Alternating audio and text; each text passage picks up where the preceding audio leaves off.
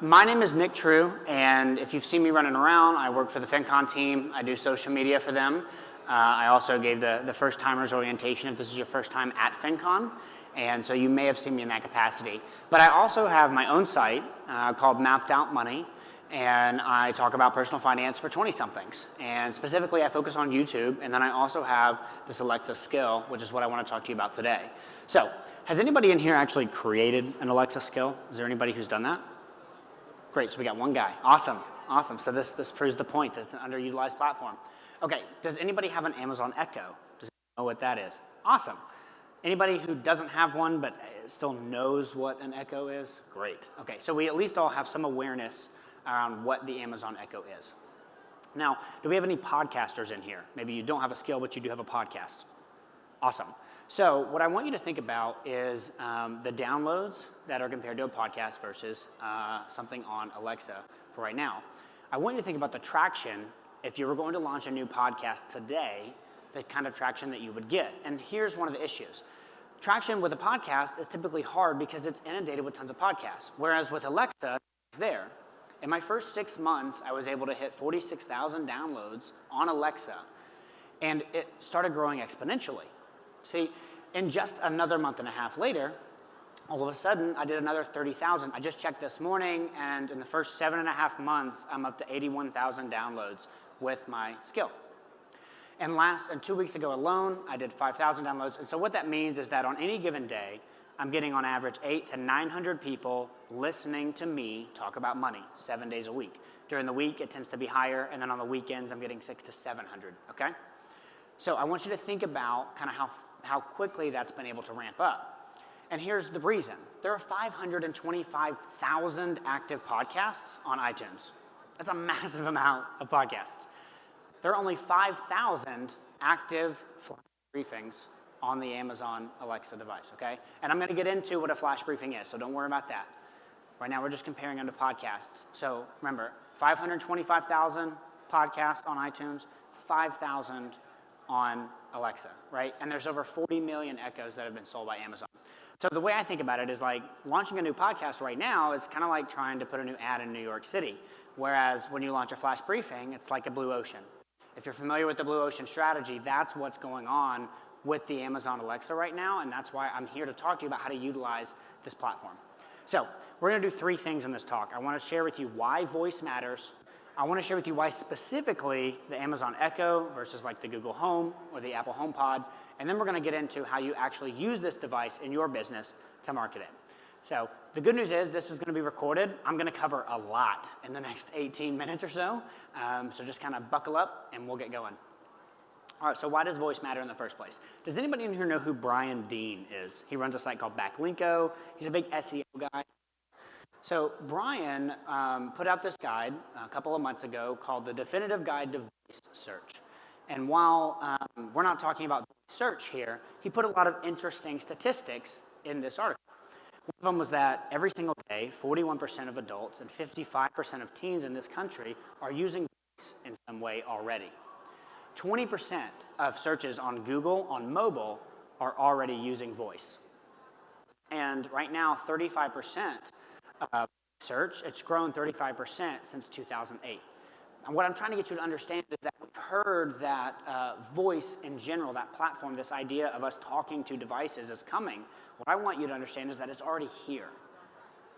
50% of all searches on Google are going to be primarily with voice by 2020. So 65% of the people who have one of these devices, according to the survey that we'll link up later, if you want to get these slides, you can see all of this. But 65% of these people are saying, quote, I can't imagine going back. They're so used to using their voice device and searching with it that they can't imagine going back to texting. So why is voice growing? Well, who in here knows who Gary Vaynerchuk is? Right? Most of us. Okay, so whether you love or hate Gary, the point is he's a brilliant digital marketer, and he knows what he's doing, right? He has a story that if you've heard him at all, you've probably heard him tell, and it has to do with Uber. And Gary had the opportunity to invest in Uber twice that he passed on. When they were in their first funding rounds, they came to him and he wanted to invest, or they wanted him to invest, and he passed them up. And the reason that he did is because he thought that Uber was selling car rides. And it wasn't until the third time that he had the opportunity to invest that what he realized was Uber's not selling car rides. Uber is selling time. The way they deliver that product is by car rides. What they're saving you is the convenience of not having to hail a cab. What they're saving you is the time that it takes to chase somebody down because you can do it right there on your phone. Humans are lazy, okay? We're lazy. We will always take the easy route.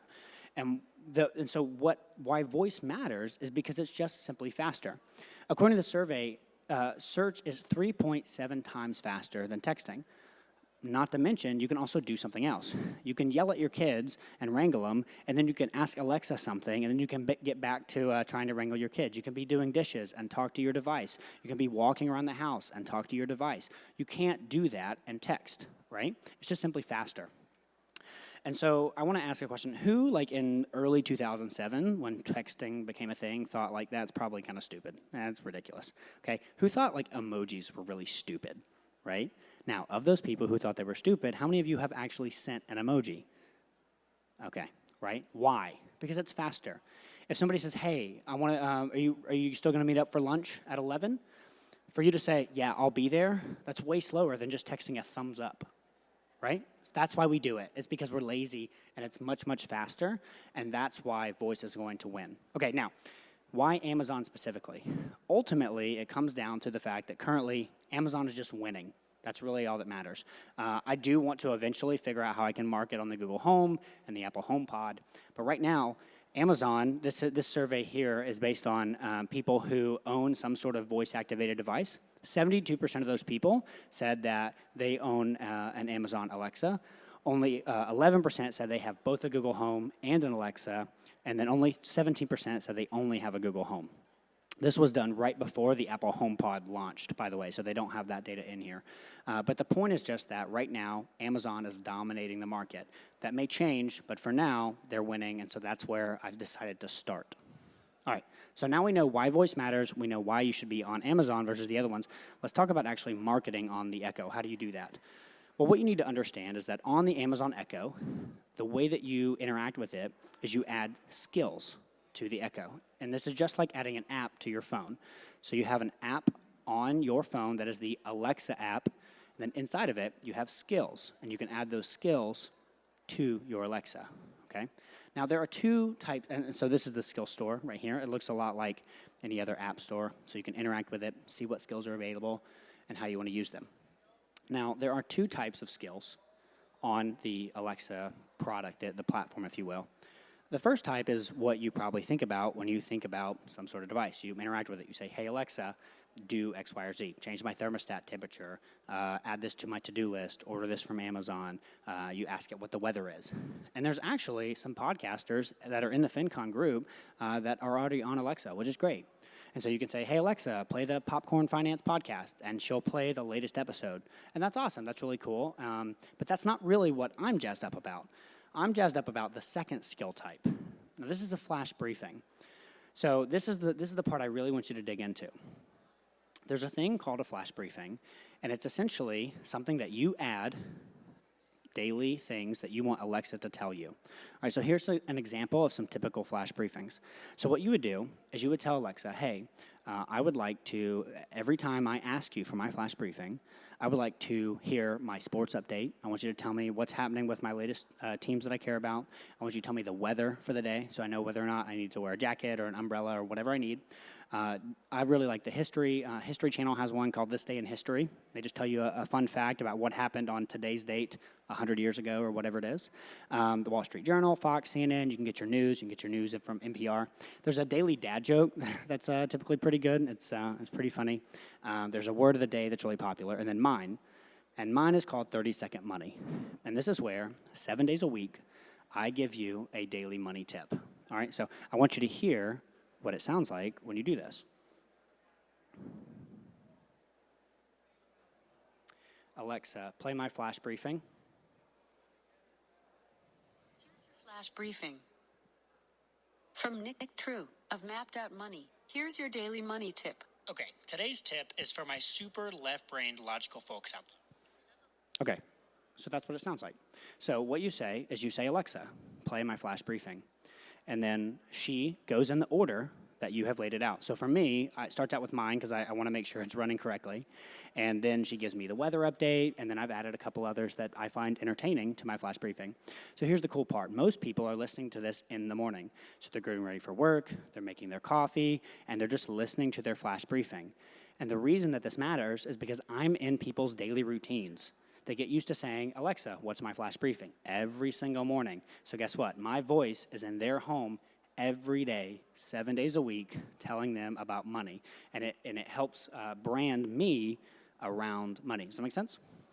So how do you set this thing up? Well, the good news is it's really easy. Now, I'm not gonna go into all the details because I don't think it's super helpful for me to give you step by step up here. The cool thing is that since I'm on the FinCon team, I can have access to the website. And so I'm gonna actually put a blog post out on the FinCon website in the next couple of weeks. That'll be an in-depth, detailed tutorial on how to set all of this up so you guys can use that. But there's only a couple of steps, and it's very simple. You go to developer.amazon.com, and you sign up for a developer account. It sounds really fancy. It's not that fancy. It's very simple. Then you go to the Amazon Skill Kit. All right? So there's a place on there. And you say Amazon Skill Kit, and you say, yeah, I want to create a skill. And then you just simply follow the instructions. It's like, what title do you want? What description do you want? You upload a 512 by 512 image that you want to show up in the store. That little part that you heard Alexa say where she says, from Nick True of Mapped Out Money, here's your daily money tip. You type that out, and she'll say whatever you want her to say to introduce your show, and then you upload it, okay? The next thing you do is, this is for if podcasters out there, you're familiar with this process. You get a RSS hosting account like Libsyn, and you create your show there, and then you just start uploading your episodes to Libsyn, and the RSS feed that Libsyn will give you, you just copy and paste that into your Amazon Skills account that you created a second ago. The one thing I do want to point out, and again, I'm going to put this in that tutorial that you can go check out if you want to launch one of these, is you do need to limit that feed to one episode. So in a second, I'm going to talk about best practices with these skills. One of them is you want to limit your feed to one episode because Alexa will read the last 5 episodes in your RSS feed. And guess what? If it's Friday and I say, what's my flash briefing? I don't want to hear Monday through Thursday's tips again. I only want to hear Friday's tips. And if you go look at some of the reviews on Amazon, people who have set this up incorrectly, there's quite a few negative reviews on flash briefings for people who did this. And people are like, man, this is so annoying. I have to skip through the first 4 days to get, because it reads the last. So don't do that. It's really easy. It's a setting. Just limit the feed to one episode. And then every single day when you schedule them out, today's episode will go up. And then tomorrow morning, tomorrow's episode will go up. And today's will go away. All right? And then the last thing is just record, edit, and upload. Now, a lot of people think that because I'm publishing daily, that this is a ton of work, but it's actually not. My process is very simple. I know that it takes me about 100 to 200 words. Written words is about 30 to 90 seconds. And so what I do is I just come up with a ton of tips. I type them out word for word, exactly how I want to say them in Evernote. And then I open up Audacity, and I just start recording. And I just verbatim say my tip that I've already typed up. And then my wife actually, she works with me. She does the editing for me. And so she chops them and puts the effects on the voice, and then uploads them to Libsyn, and then we schedule them out. So every single morning at 1 a.m. is typically when I rotate them. A new episode goes up, just like you would a normal podcast. But what's great is you can batch this whole process, and because the tips are so short, it doesn't take that much time. It's such a low barrier to entry in an underutilized platform that it's kind of amazing to me. I know less than 5 people here at FinCon that have flash briefings, right? And there's, 2,000 people here? Okay. So let's talk about best practices real quick. This is really the important stuff if you're going to go this route. Number 1 is you have to keep it short. Just like any platform, whether you're on Pinterest or Instagram or LinkedIn or Facebook, you need to understand the context of the platform. How are people using the platform when they're on it? Where are they using the platform? Remember, when they're listening to their flash briefing, it's normally in the morning. They're getting kids ready for school. They're making coffee. They're getting ready for the day. And guess what? They don't just want to hear your thing. They also want to hear the weather. They also want to hear their news. They also want to hear their sports update. They also want to hear their daily dad joke, okay? So you can't leave yours to be 5 minutes. People will they'll unenable it if it's too long. So you have to keep it short. For me, I decided I wanted it to be so aligned with a short thing that I branded it that way. That's why it's called 30-Second Money with Nick True. So when somebody sees it in the App Store, it's very easy and say, oh, well, yeah, okay, it's only 30 seconds. I'll add that. Sure, it's very simple. It's not a big deal. I'm not taking a lot of their time. The second thing is I need you to use a super short intro. So a lot of problem with people who podcast and then they start going to the Alexa is they'll just use their big, long, ridiculous intro for their podcast. So a lot of you guys have probably listened to podcasts and they've got a 10 to 20-second intro about their show or whatever. It's just too long for a flash briefing. Remember, they're listening to this 7 days a week. They don't need to hear your intro every single day. They know what they're getting. For me, again, I wanted it so short that I just let Alexa give the whole intro. All of these things, she introduces everything. So she'll say, from NPR News, blah, blah, blah. Or she'll say, in weather, blah, blah, blah, blah, blah. She has to intro everybody anyways, so I just let her do all the intro. She says, from Nick True of Mapped Out Money, blah, blah, blah. And then when my voice comes on, it just jumps right into the content, okay? And again, I want to make it very simple and easy for people to keep my skill enabled on their device. All right, then the last step, this is critical to your success, is to ask for reviews from your friends and your family and the people that you know. All right, the discovery mechanism right now for you showing up in that app store I showed you a second ago, I'm getting close to 900 people listening to this 7 days a week. The way that works is because they've organically found me on their Alexa device and they've decided they wanted to add me. Well, the way that happened is because right now the only thing that Amazon knows to look at to see if your skill is good, that they should promote you in the store, is downloads and reviews, all right? Now, the cool thing is that you can actually leave reviews for skills even if you don't have an echo. So what I did is for the first 5 months of my, that it was live, I had a daily recurring task. It was annoying, but it was part of it. I had a daily recurring task. Every single day, I would text one friend, and I would give them a link to my RSS feed, and I would say, hey, I've got this thing going on. Would you please listen to this so you kind of understand what it is? And then can you please go to Amazon and leave me a review? And I did that for months. And I asked a ton of people, and I finally got to about 50 reviews. And all of a sudden, I started getting put up in the App Store. And so now if you go under Business and Finance, under the top enabled skills, my skill's there. If you go under Business and Finance and just start scrolling, I'm normally near the top, so people are able to find it. And now I'm starting to get a lot of organic reviews from people who are listening. Does that make sense? Now, one thing you should know is that Amazon is, they're good at figuring out what reviews are from friends and family. So just know that some of your reviews may disappear, and that's okay. That's just part of it. I probably have had 10 or 12 reviews from friends and family that were either just straight up denied because I don't know, they do their freaky stuff looking on Facebook and stuff. I don't know what they do. But just know that if you ask friends and family to leave reviews, some of them probably get taken down. It's not a big deal. Just keep going, okay? But that's going to help you get pushed up in the store. Okay. The last thing I do want to mention with like what to do best practices is obviously the content has to be good. That should go without saying. Okay, we're here at FinCon. You've listened to a lot of stuff. You have to make your content engaging. So what I would do is if you want to try this, go buy an Echo if you don't have one already, and just download some of the top enabled flash briefings and just listen to them and just learn from what they're doing. The guy who runs Daily Dad Joke just kills it. He's funny, he's entertaining, he's got a lot of energy, he's very charismatic, and he keeps it short and simple, all right? The word of the day people do really well. There's all kinds of stuff like that. So just listen to what's popular on the platform already, try and figure out what they're doing that's keeping people engaged, and then try and emulate that and make sure that you're doing good content when you're doing it. All right, so now, how does this actually like help your business, right? How do you use this? It's cool, you got people listening, but what does that mean? Well, there's two things that you can do. Number one is just like a podcast, you can do a call to action, right? So because they're listening every day, I don't do a call to action every day because I don't want to just hammer people over the head. But normally a couple times a week, I'll either have a download that goes really well with the specific tip that I gave that day, or I'll have like a generic download. And what I'll do is I'll say, hey, if you'd like to learn more tips from me, or if you would like to go deeper on this topic, go to mapped-out-money.com/Alexa, mapped-out-money.com/30-second, and then you send people to the website and you ask them to put in your email, and then they can download whatever it is you want, right? So I'm not going to get into lead magnets and all that stuff in this talk. There's lots of other great talks about that, but that's how you would use this platform to then get people on your email list, and then you can later market to them and push products or whatever it is you do. Now, I do want to mention something though. I want you to think about the difference between branding and sales, all right? So sales is normally when somebody is doing a tactic that is going to try and get a sale from you. I want you to think in your head real quick of your favorite apparel company, shoe company, shirt company, hoodie company, whoever it is. Think of your favorite apparel company. Now, think of the last item that you bought from them.